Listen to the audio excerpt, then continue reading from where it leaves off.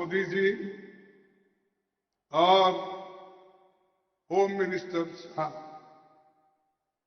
दोनों मिलके ईडी का, इनकम टैक्स का, सीबीआई का डर बता कर एमएलए को, एमपीज को डरा रहे हैं।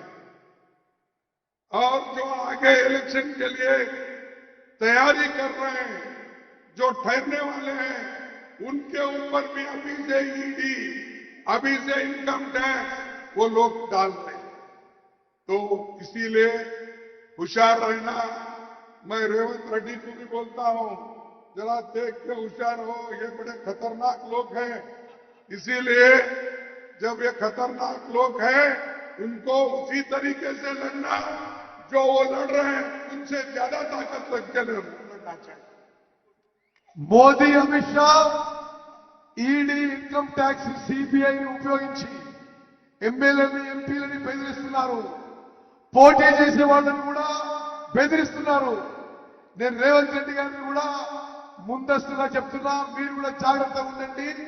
नरेंद्र मोदी रॉन्ग उनको अकेले को नहीं बोला, रेवंत रेड्डी और उनके जो कांग्रेस के नेता लोग हैं, ये सभी होशियार रहना चाहिए।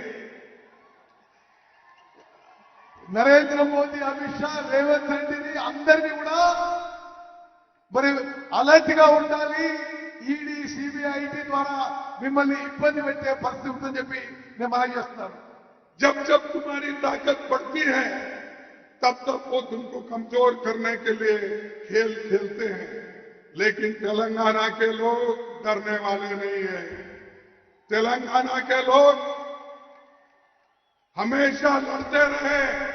आज जो इंडिपेंडेंट तेलंगाना हुआ, ये सोनिया गांधी जी के आशीर्वाद से हुआ, ये सोनिया गांधी के नेतृत्व में हुआ।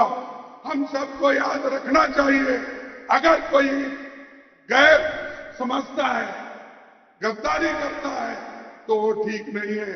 एक आदमी ने तो गद्दारी किया, लेकिन अब पछता रहूंगा। कई लोग कोई बोलते हैं सोया है, कोई बोलते हैं उठा है, कोई बोलते हैं बात कर रहा है, बोलते हैं, मुझे मालूम नहीं। लेकिन जो कांग्रेस के साथ गद्दारी करता है, वो एक न एक दिन जरूर हारता है। బీజేపీ భయపెట్టించే ప్రయత్నం చేస్తుంది, కానీ తెలంగాణలో భయపడే వాళ్ళు ఎవరు లేరు.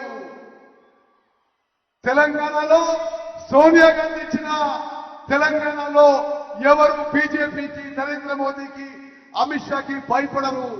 కాంగ్రెస్ పార్టీని మోసం చేసిన వాళ్ళు, ద్రోహం చేసిన వాళ్ళు సమాజం ఎప్పుడు కూడా క్షమించదు.